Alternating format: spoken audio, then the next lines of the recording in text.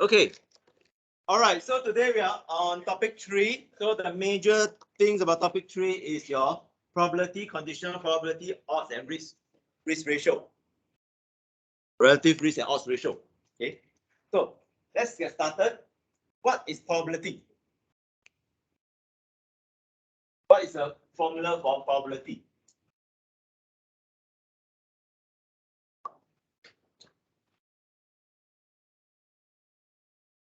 Something divided something. What's the numerator? What's the denominator? Numerator is the number of outcomes. Okay. Divided by the total number of outcomes inside the sample space. Okay. So basically, the numerator is the number of outcomes for the event divided by the total outcome. Okay. So let's do a few examples to see what happens. Let's say that you are given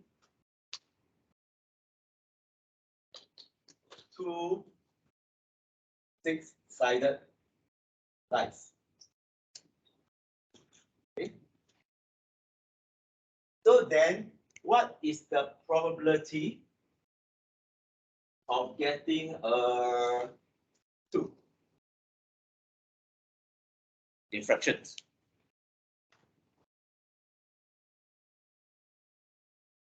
One out of 6. You have two six-sided dice. 1 out of 36, correct? Okay. Do you know where you get this 36 from? Who do not know where you get this 36 from? Anyone? If you do not know, you have to ask now, because it's actually very important. Okay. How about what is the probability of getting a 6?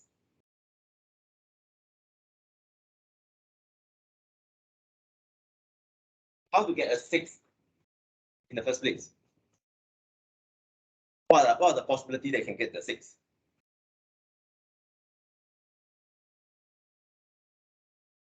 Okay, so you are a little bit unsure. Let's draw out all the whole sample space.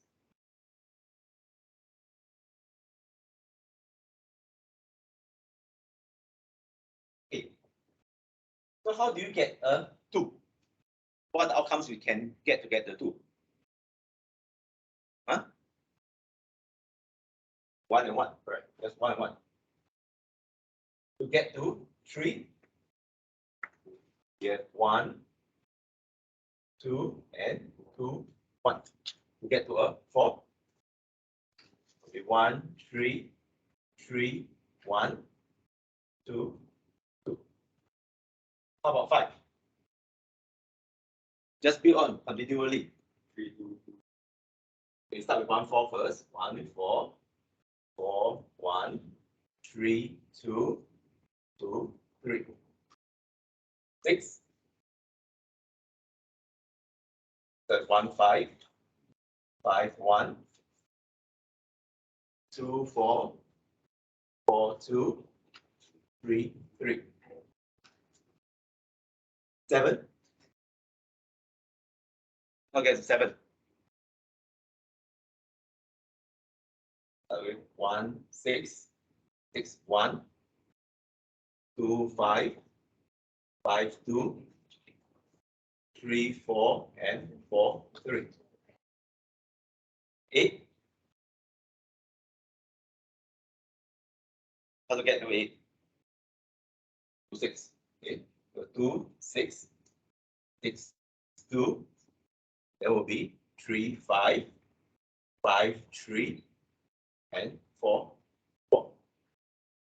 9 will be 3, 6, 6, 3, 4, 5, 5, 4. 10, 4, 6, 6, 4, 5, 5. 11 will be 5, 6, 6, 5. And 12 will be 6, 6. Okay. So this is your whole probability space. Right?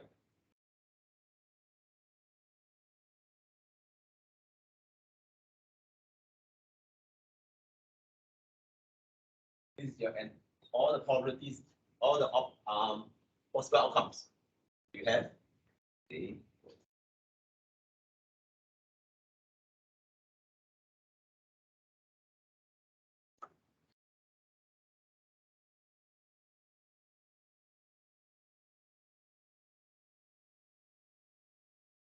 So all these are your 36 possible outcomes.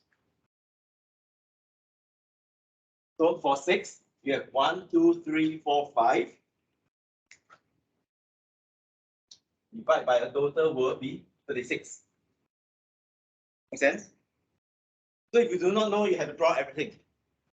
These are all the possibilities. Okay, obviously, 2 dice is easy. 3 dice will be much more complicated. It's not impossible, just very much more tedious. But you think about it, if 2 dice, the total outcome is 6 to the power of 2. That gives you 36, right?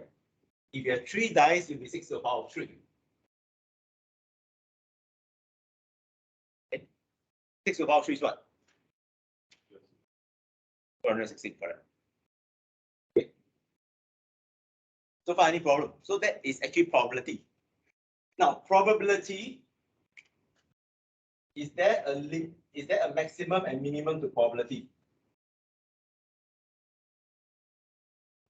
0 and 1. So 0 means that something is impossible to happen. 1 means that it's a certainty, certain to happen.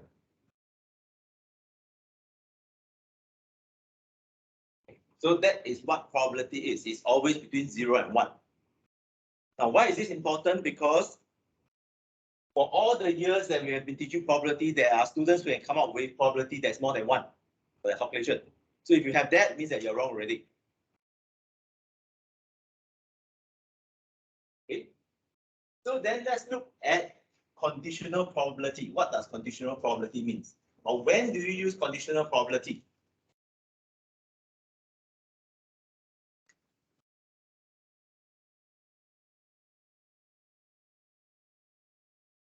Can you give me a scenario that uses conditional probability?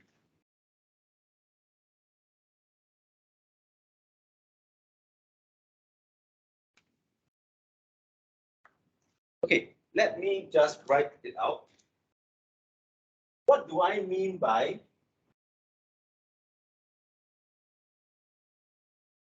this? For let's say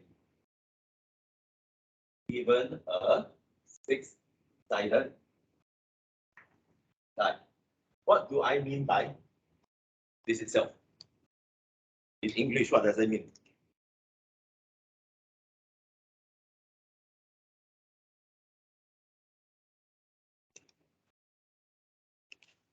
How do you read this in English? Quick, suddenly all of you so quiet.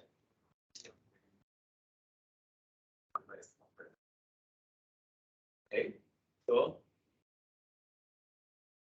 probability of getting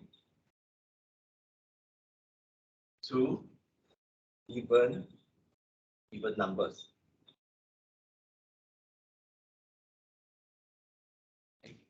So how do you work out? What's the equation first? The simple equation is this. The probability of A given B is actually the probability of A and B divided by the probability of B happening. Okay, so use this same equation. What does it really mean then is this. What is the probability of 2 and even divided by the probability of even?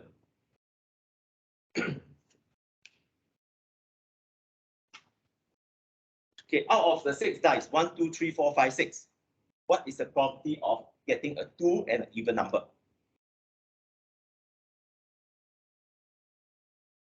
If you don't know, then draw it out again.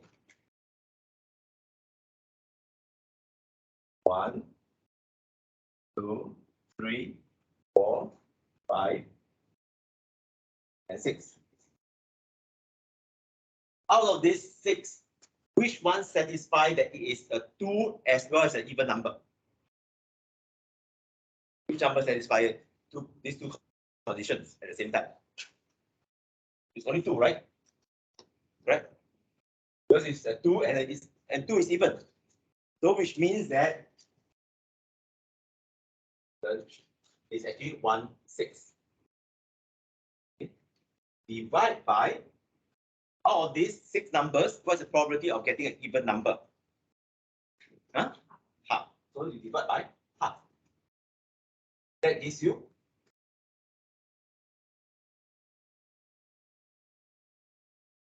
103, right?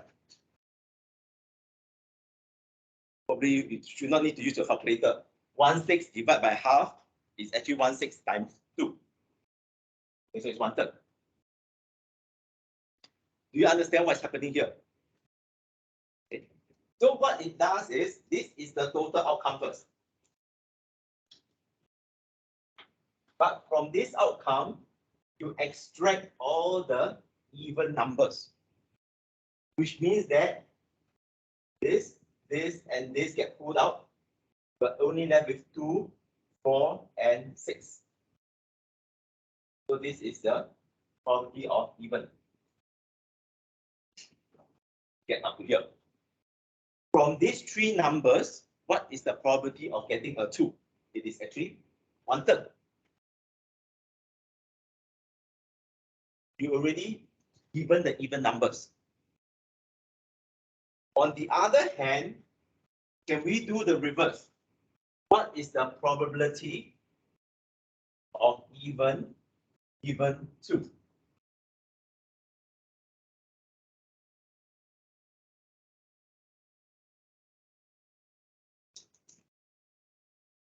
Is the numerator going to be same or different? Yes, no? The same. A and B, B and A is the same thing. So probability of even.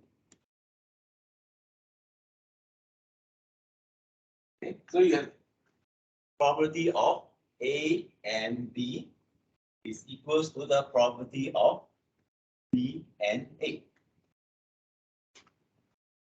Then the denominator is probability of 2.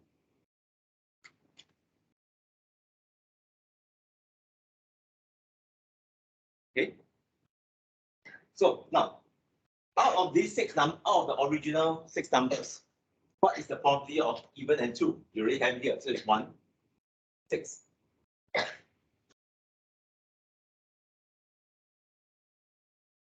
Okay. Then what is the probability of getting a 2 out of this? It's still 1, 6. So 1.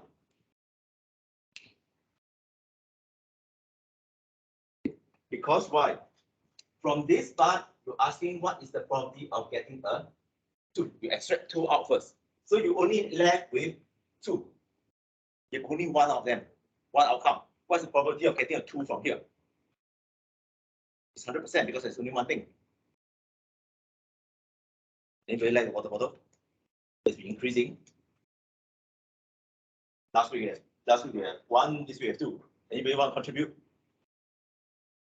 Okay. So what this is trying to tell you is here. Probability of A given B is actually not equals to a probability of B given A. Okay, don't mess it up. Okay. With that, we can do some of the tutorial questions. So let's do your question number 2 first. So how do you do tutorial question 2?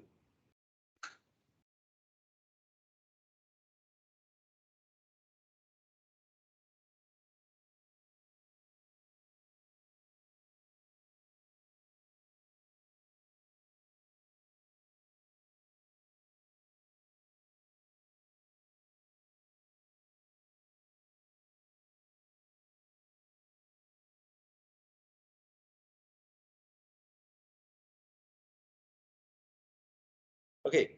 Question 2 tells you that the probability of having disease A in a population is 20%. Okay, so you start off with your tree diagram. Probability of disease A is 20%, so it's 0.2.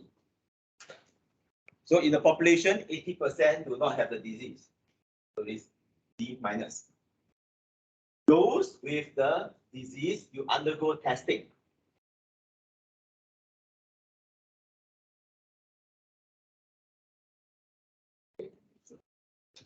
If the person actually has a disease and you go for testing is 90%, you get a positive result. Which also means that even the person is actually really positive, 10% you get a negative result. Of those not having a disease, you can also be tested positive. Okay, here it gives you 5%. And you tested negative, this is 0.95.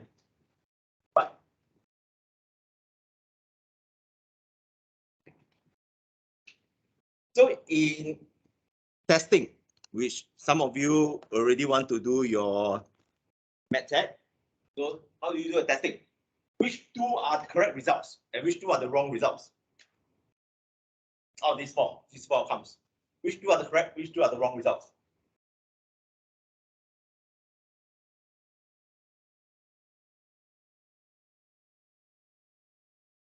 Doreen, are you here?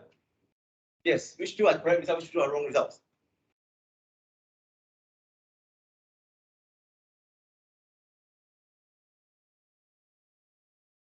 Don't know. If the person is actually infected, to be tested positive, that's the correct result. So this is actually the correct result. If the person is not positive, that means negative, and the outcome is negative, this is also the correct result. This case is what we call as the true positive. This is the true negative.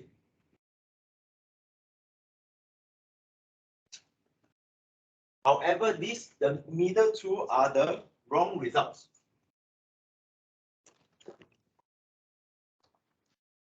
This is wrong. It's wrong.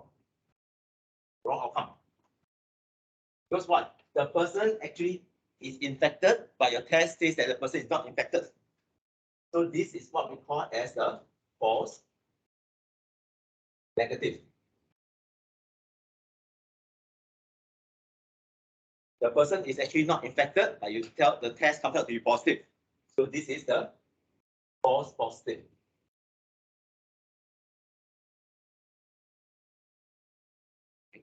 Then the question that we ask you is, what is the chance of the person having the disease? That means it is really positive if the test comes out to be positive.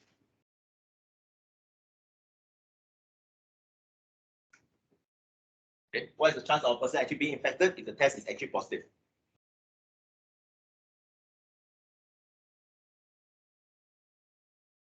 Back to your conditional probability. Let's try out. So you have disease and positive. So which one you're talking about?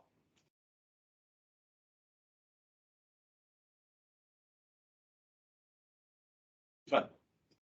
One, first, second, third, or fourth? Disease and positive.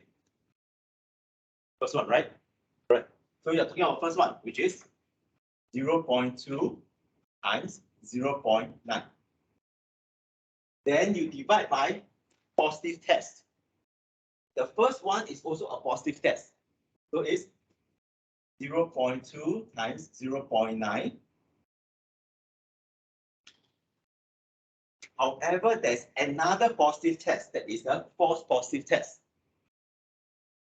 Right? So it's 0.8 times 0.05.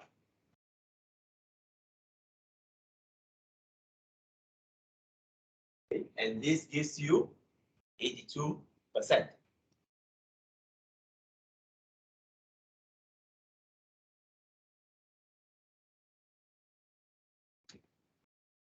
Now, conditional probability is actually not very intuitive if you do not understand the equations well. Fundamentally, the test is actually doing very well. It's 90% accurate to some extent. Okay. In layman's terms, the test is actually doing quite well. But even if the test is positive, the person is still only having 82%, not 90%, that he or she is really positive.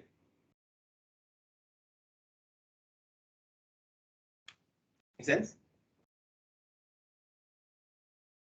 So far, so good. Any problem with this first? Let's do the reverse and do another question. What is the probability that a person is actually negative given that the test is negative?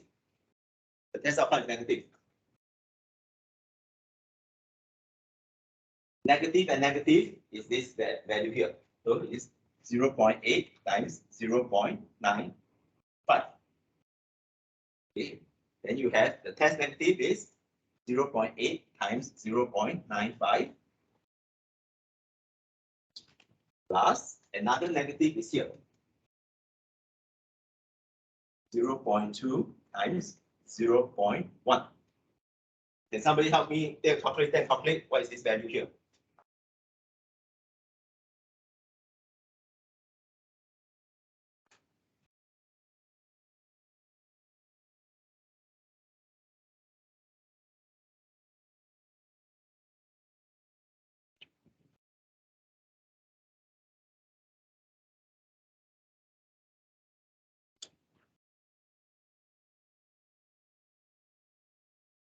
Where's the result already?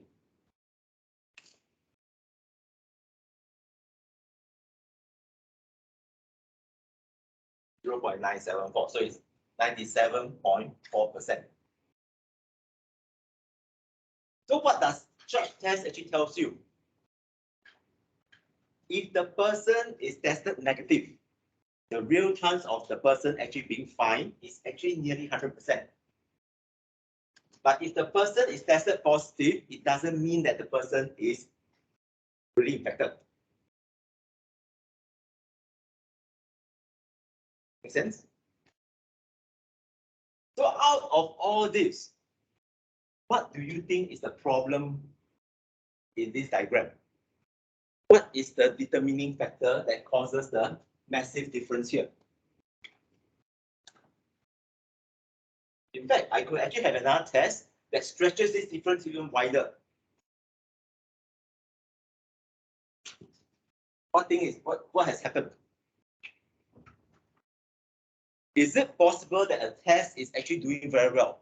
That means a test, a person that's actually infected and the test being positive is actually very high. But in reality, it is still a very low number. Is it possible? Okay, so this is actually question 2. Let me show you another example. Okay. It's a bit more realistic. Now, because 20% of the population infected is actually very high already. It's a bit ridiculously high. We do not have that. So let us do something that is a little bit more realistic. So I'll give you another example here.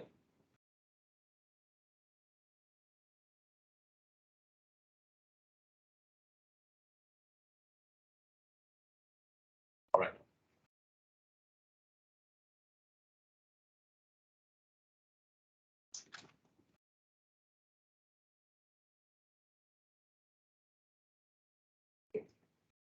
First is, when you're doing any form of medical testing, do you want the test to be able to pick up as many people as possible? Those as infected. That means you want the test to be as sensitive as possible, right? The problem is if you increase the sensitivity, automatically the ability to pick up the false positives will increase. Okay, that is the problem with all tests. You want the test to be very sensitive, you're going to have a lot of false positives. Okay, have you done PCR before already? You know that when you do PCR, you need a template, right? But do you know that how many cycles of PCR do you run? What is the cycling condition? How many cycles?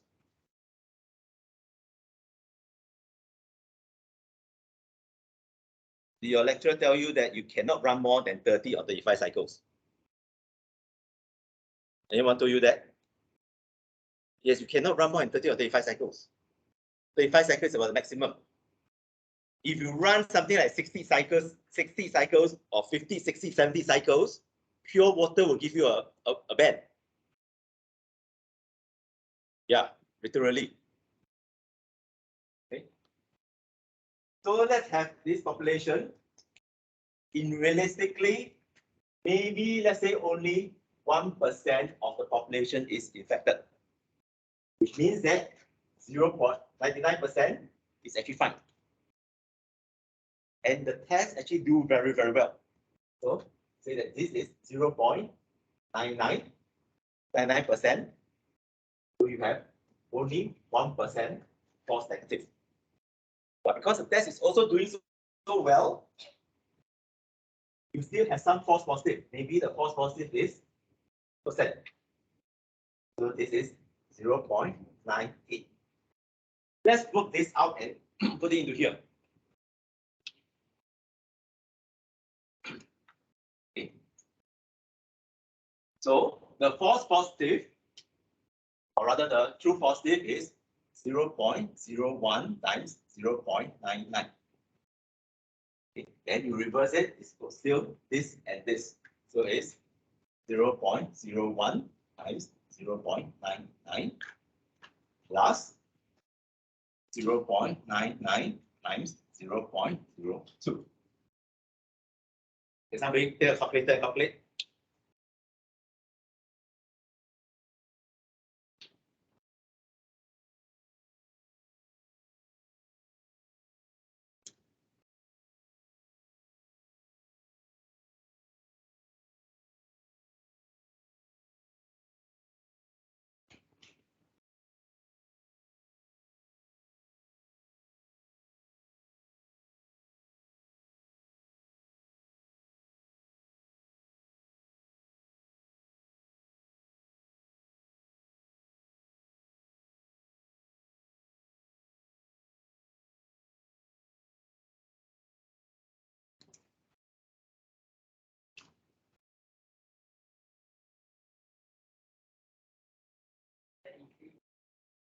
Are you sure? No.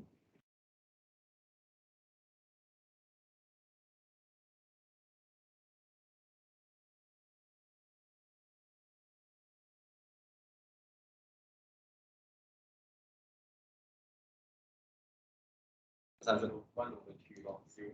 2.3. Okay. Okay. So if you do this one, what will happen? Let's try it. Negative and negative, so 0.99 times 0.98 divided by 0.98 times 0.99 plus the other negative is here. 0.01 times 0.01.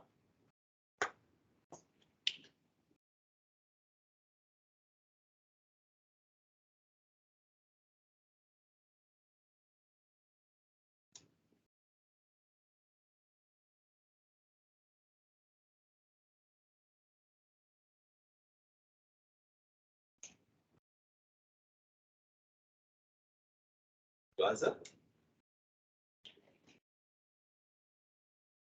Huh? What's the answer? 99 point? Yeah, 91.9%, right, around there. So even the test is actually very sensitive. It is actually affected by the total prevalence in the population. It's only 1/3 of a chance that a person is actually positive, even though the test is actually doing very well. That's a non-intuitive part. But if the test is negative, almost 100% that the person is actually not infected. Make sense? If we look at the calculation. The reason is this. There are a lot of diseases that 1% is actually very high. For example, HIV 1% is actually very, very high. So HIV rate is about 0.001% to 0.005%. Basically 0.1% to 0.5%. And if you put 0.01 here, if this is calculated for things like HIV infection, it is nearly only 5%. So the first ELISA test or the quick test is actually very inaccurate. So you only 5%, the person is actually positive, which means that 19 in 20 times the person is actually negative. That's why I have to go for the next test, your Western blot. Yet there are people who try to die here. Please don't do that. So which also means that the test is so sensitive. You have to do HIV test before you go army. Some of you will be positive. Okay, and asked to do a second test, so don't panic first. Okay, so I'm preempting you.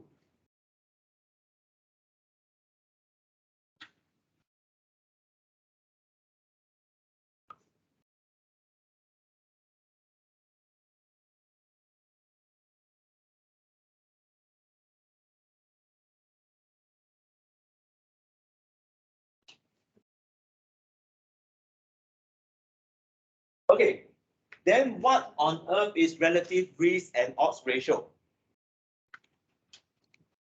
What are the kind of questions you want to ask for relative risk and odds ratio?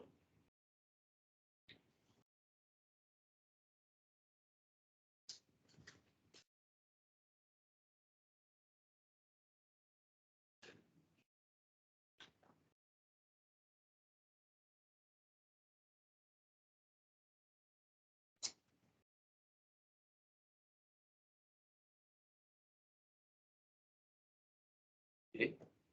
Essentially, what we have is we are asking this question. Does the exposure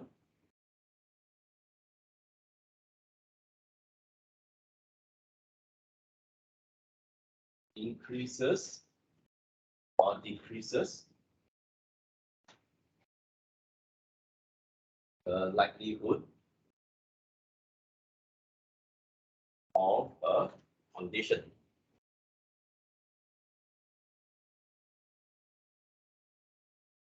This is the kind of question you want to ask. So anything can be exposure. Okay. The exposure can be age. Being older, does it actually make you more likely to have a certain condition? So it can be 20 years old, 25 years old, 30 years old, 35 years old, and so on. It's pretty much asking, does being older makes you more likely to die? Obviously, right? How old are you now? 18 years old? What's the likelihood that you may not pass your 19 years old? It's low probability. But if you're 120 years old, what's the likelihood of not passing 121st? It's quite high. So the exposure is age. The exposure could be things like your smoking status, could be things like your gender, and so on.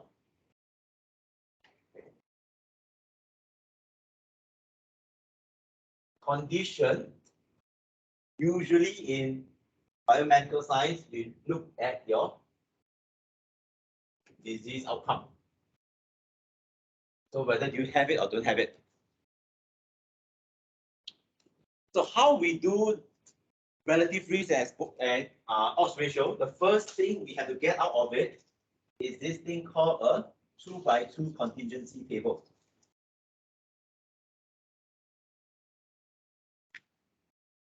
How to construct a 2x2 contingency table? We will put the condition as the column. Okay, so the condition could be whether the person has high blood pressure or not.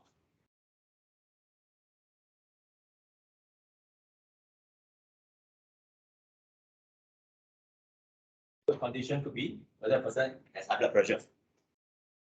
Hypertension is high blood pressure. Then you break down into yes and no.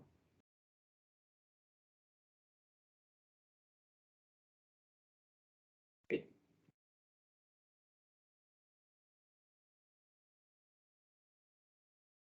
After that, the exposure is on the pros.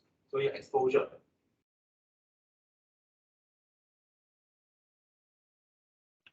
Okay. Your exposure could be overweight. For example, is BMI more than 25. Again, you have yes and no. Okay. Let's say we have 100 people each. 100 people for BMI above 25, 100 people for BMI below 25. And all those people, 100 people of BMI above 25, the hypertension rate maybe we have 70 of them. So 30 is no. Okay. Again, how you define hypertension, high blood pressure, you have to explain. You're talking about diastolic blood pressure, systolic blood pressure, or both. Do you include pre-hypertensive state or will you include hypertensive state 2? Okay, so this maybe hypertension is kind of a bad idea. We'll just say that your let's say blood pressure above 120 millimeters of mercury. Okay, that's your systolic blood pressure. So for those that is below maybe only 50%, this is marked. So the question is, does a BMI increase, the exposure BMI of 25, increases the chance or decreases the chance of high blood pressure?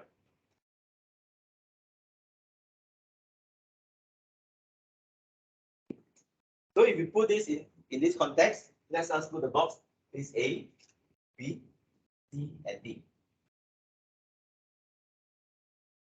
Now, relative risk is essentially the chance of getting a high blood pressure, chance of the condition above with exposure divided by the condition without exposure. So essentially is A divided by A plus B.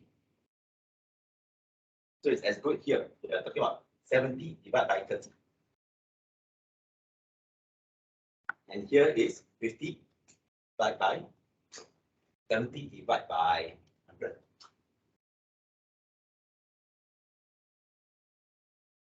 Then it's divided by C over C plus D. So in this case, we're talking about 70 over 100 divided by 50 over 100. So can somebody help me calculate?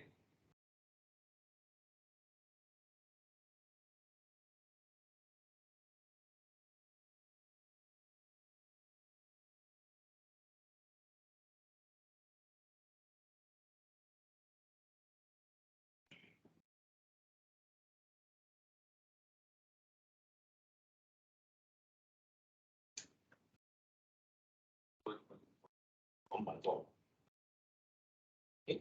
So what does 1.4 means? It's above 1, right? So if it's 1, that means, think about it. If relative risk equals to 1, it basically means that the exposure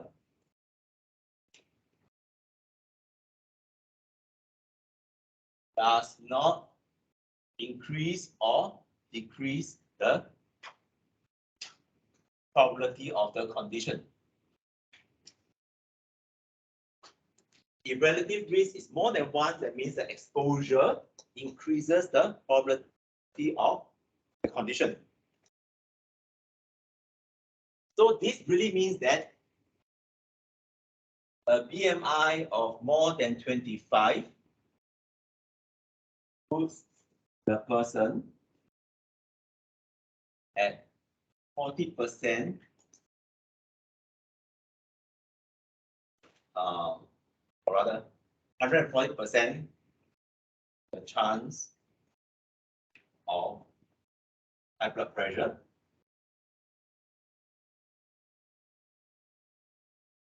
compared to a person of BMI less than 25.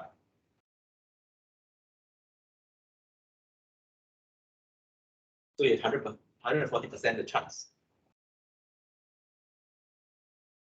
100% the chance means that it's equal chance. So then let's calculate your odds ratio. Okay. Odds ratio is basically A divided by B, C divided by D. So here is 70 divided by 30 over 50 divided by 50. So what do you get? Basically 70 divided by 30, just 50 divided by 50 is 1. So 70 divided by 30 is 1.1.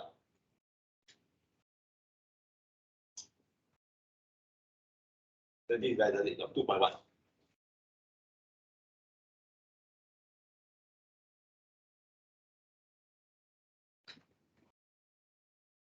Hey, calculate 70 divided by 30 is what? 2.1.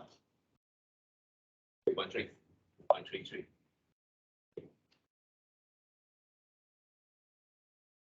So basically, it means that your BMI that is more than 25 puts the person at 233% or 2.33 times increased risk of your high blood pressure compared to BMI of below 25. Which one is easier to understand? Relative risk or odds ratio?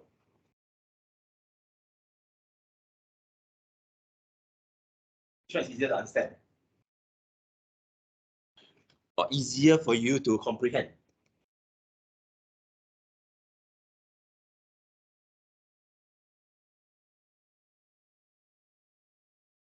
Which one is easier to understand to you?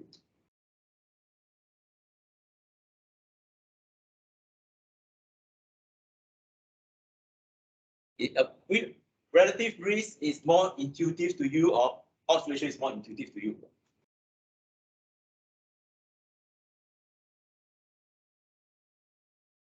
Then which one? Or both just as confusing?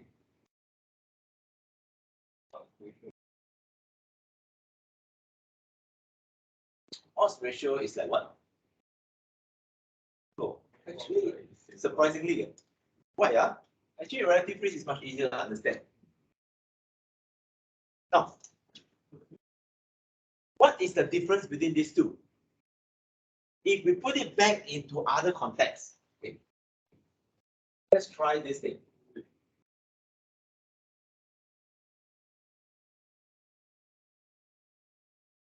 If you are supposed to do a 10 times dilution and the final volume that I want is 100 ml, how will you describe it in your methods?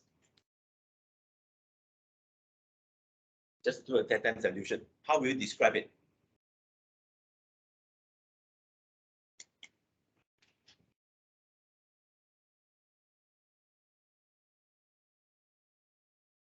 Okay.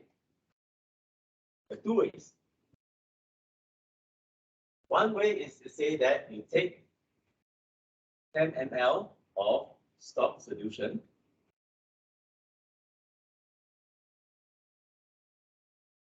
into 100 ml of total volume.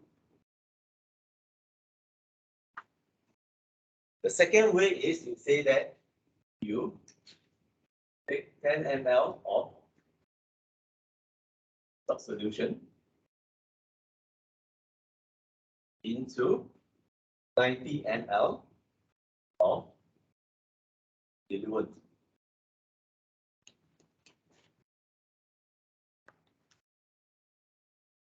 Which one do you prefer? Second one. Okay.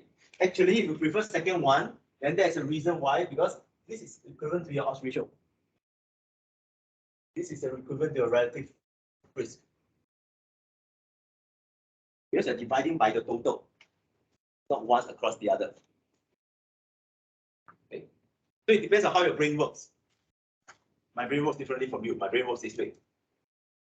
However, out of these two, the most commonly used method should be your odds ratio. Relative risk can only be used for prospective studies. Odds ratio can be used for everything.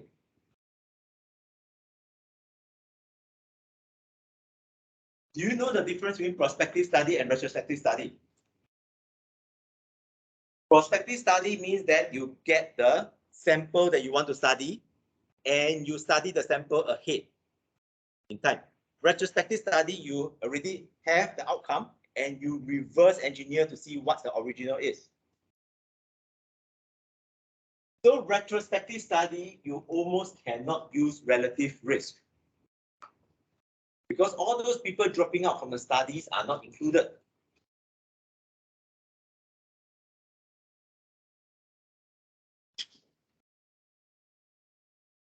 Okay, so let's say, for example, I want to check this question.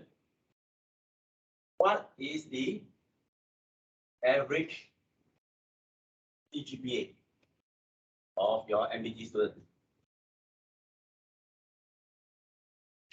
What are the two ways I can do it? The first way is I look at all the students from your year one. So my denominator is all the students from year one.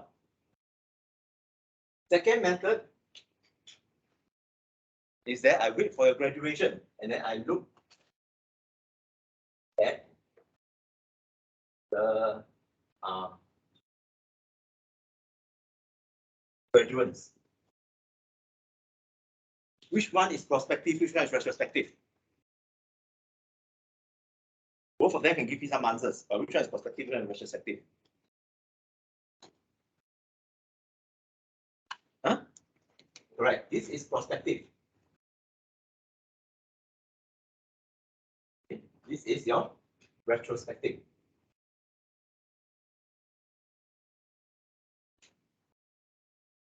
Now, why is the second one a bit dangerous? Because you're looking for all the people that have not made it to graduation. Okay, they have left the course or everything.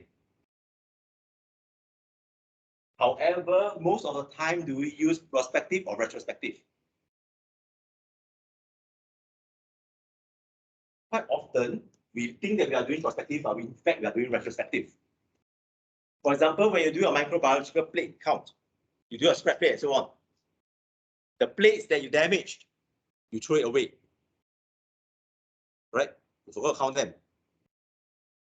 A plate that doesn't grow moldy or whatever thing, you want to culture E. coli, it becomes a fungus.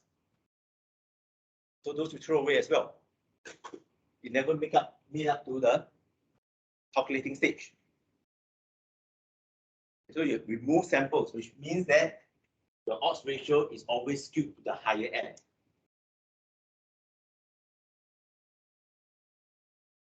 Okay.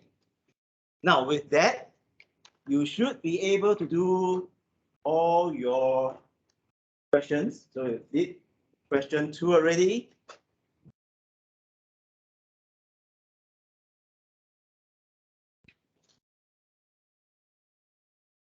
Okay, so now let's do question 3, 4, 5.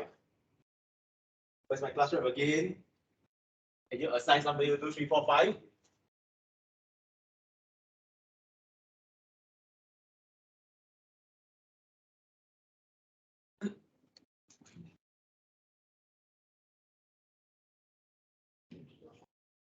Okay, check your answer for question 1 is true, false, false, false, true. What? Question 1 is true, false, false, false, true.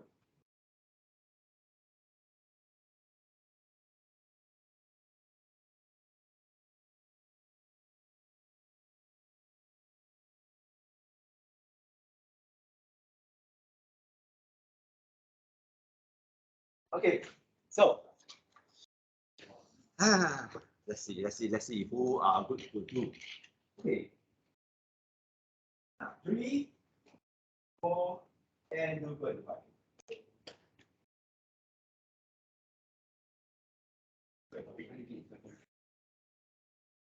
We have divided the ball into 3 sides, and we can do it. 3 question 4, question 5.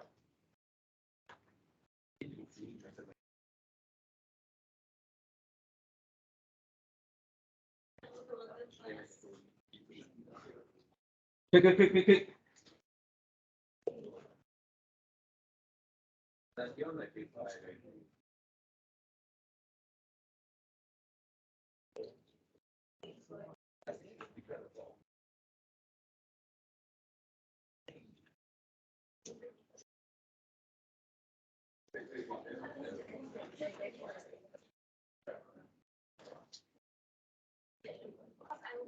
Okay, cut the board into 3 sections.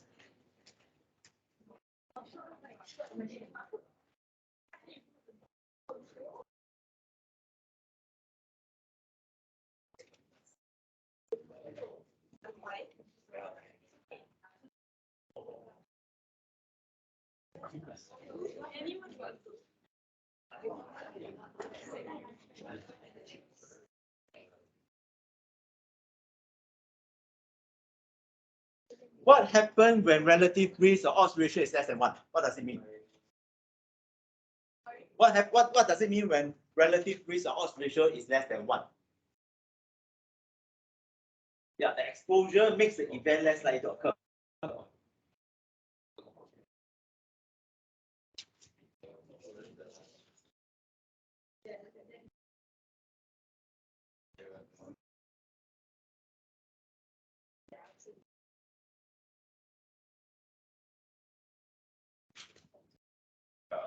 What?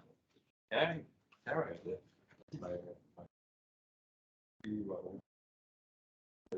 Huh? I write the question. That's fine, as long as you understand what you're talking about.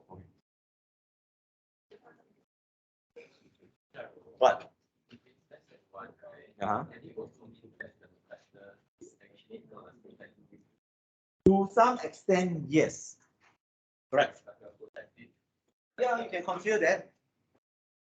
For example, being a female protects you from getting testicular cancer. Right? Being a female protects you from getting testicular cancer.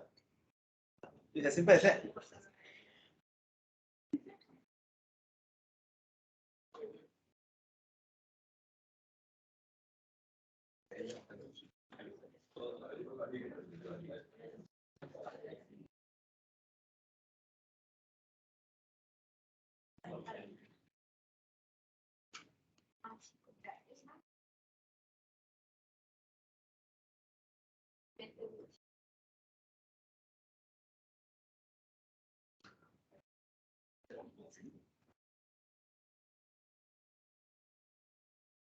But guess what?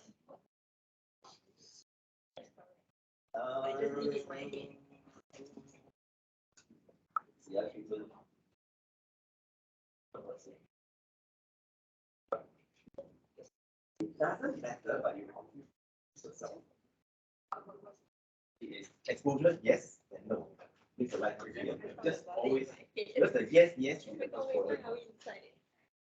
Because you keep swapping it, what? You have a problem. Remember which one to calculate.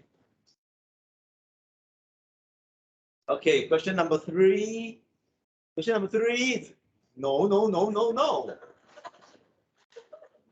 Remember, the denominator must have this whole thing as well.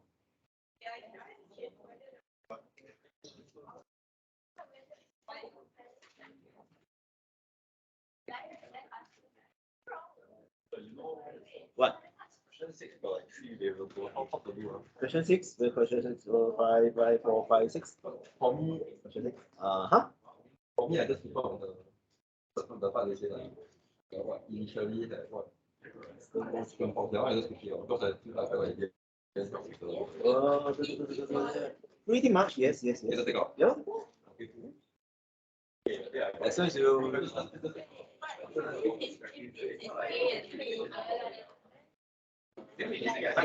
This is treatment.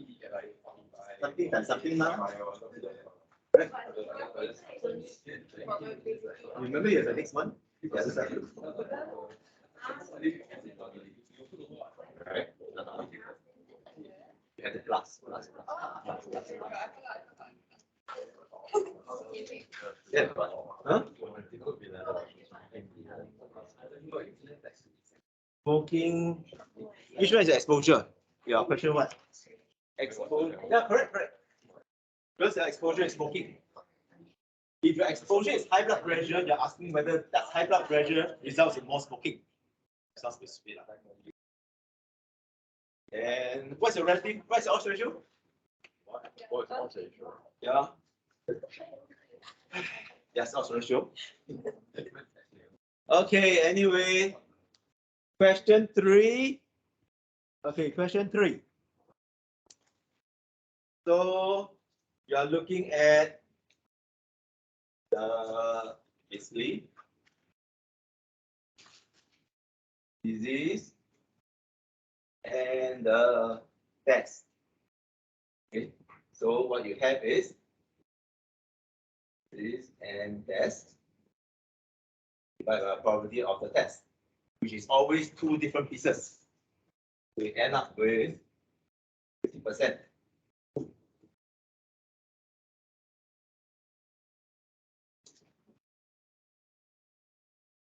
All right.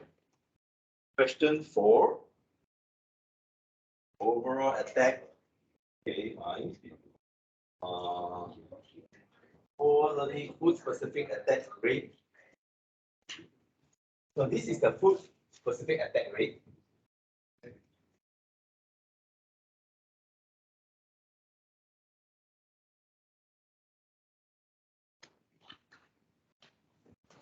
This is the basically these two is soft. Okay. Then your relative risk is about 6.13. So eating the cake puts you at 5 times more risk of having the food poisoning. Question 5. Okay, the tabulation is correct, but it is instead of relative risk, it's odds ratio. Okay, because it's case control study. Only prospective can use because it is a cohort study. Okay, so in this case, the odds ratio is about 2.16. All right, question 6. Question 6, you are using risk ratio. Risk ratio is actually just another term for relative risk. So it is 0.275. Means vaccinated actually protects you from having chickenpox.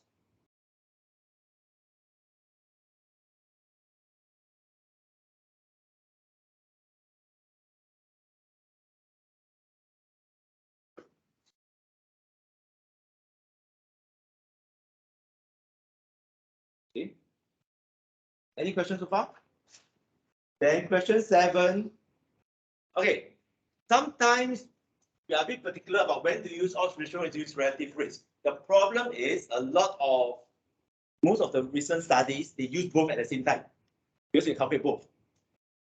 Yeah, the four numbers you calculate relative risk and odds ratio. And a lot of papers quite indiscriminately use relative risk and odds ratio at the same time. Okay, even though it's not supposed to be used that way. But anyway, question 7, the relative risk is 2/3. Odds ratio is 8/13. You can calculate the percentage. Okay. Question 8C, relative risk is 0.6, actually 0.7. Okay, any questions so far? Anyone still confused with which part?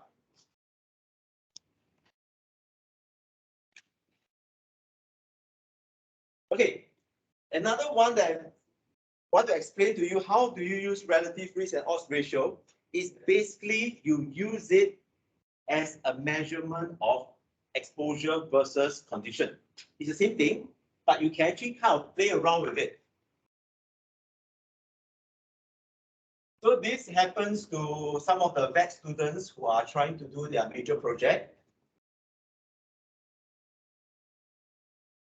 And they are looking at something like this. Let me show you an example.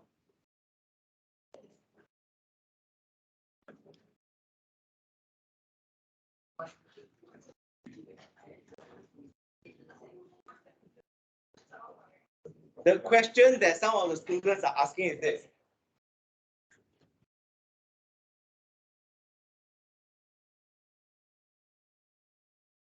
They're looking at the relationship between, for example, the age of the dogs and the prevalence of, let's say, condition A. Okay. Now, how do you use it? What is prevalence to begin with?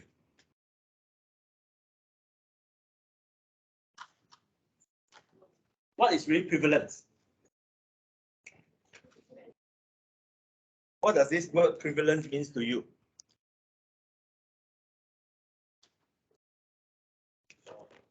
How often? Okay, if you look at tutorial question 2, it uses the word prevalence. Okay. The probability of a disease, that is actually the prevalence. So, prevalence you can just describe it as how common.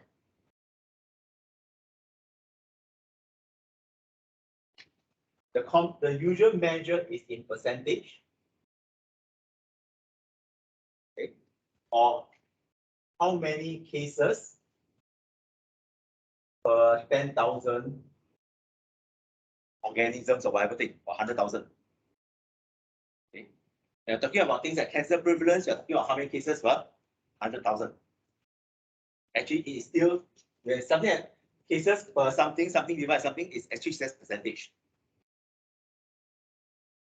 So you can actually play around with this by using age as the exposure. So you can have your condition A, yes and no, divided by your exposure.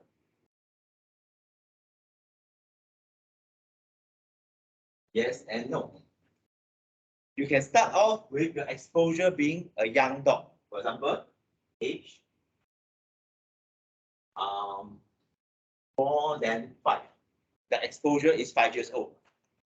So yes, what? No, what? Then you calculate your relative risk. Okay, for age 5. You can do the same, your exposure. Let's say your data is large enough, you calculate for more than 6 years old now. Yes, no. Then this is yes and no. So does the increase in the 1-year-old actually results the dog having a more likelihood to get condition A? What I'm trying to say? So maybe this is 0.9. After 1 year, you have 0.97. So with each increasing year, you have higher and higher risk. So having higher and higher risk. So you can actually plot this into a chart. So you start off with age, and your relative risk of odds ratio. It doesn't matter.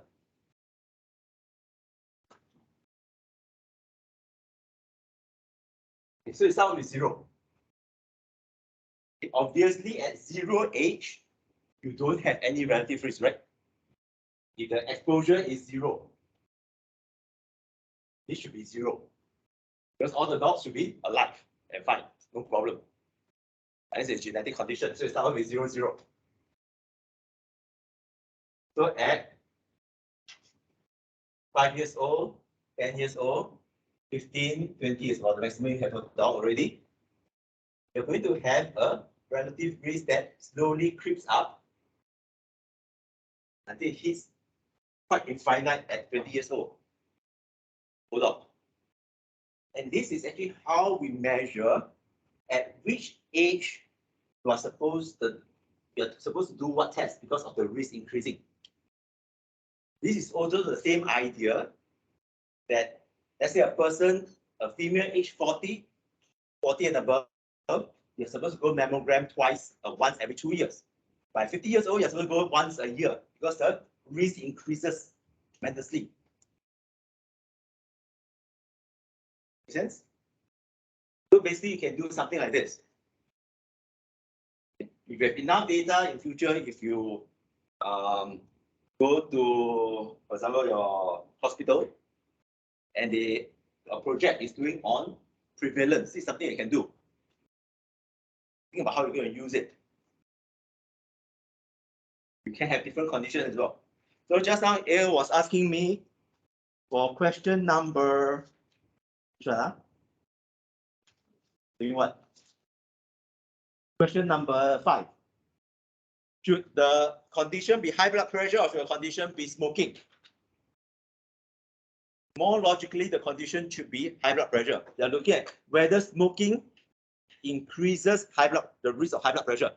If you swap the other way, you're asking whether does high blood pressure increases the rate of smoking.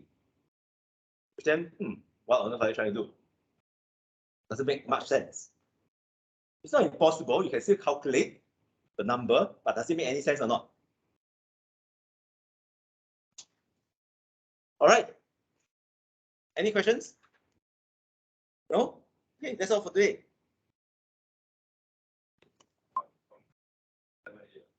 Have we told you answer?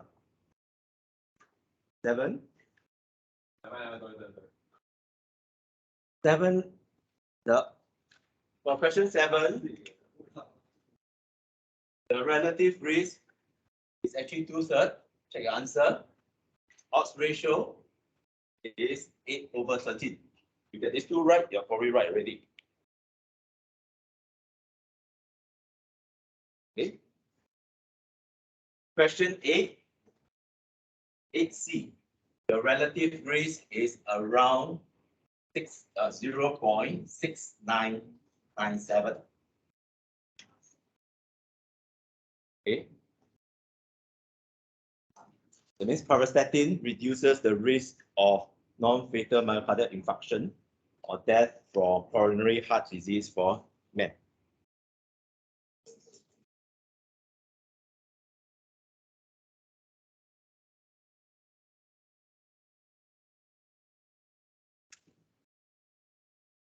Okay, so far okay? Any problem?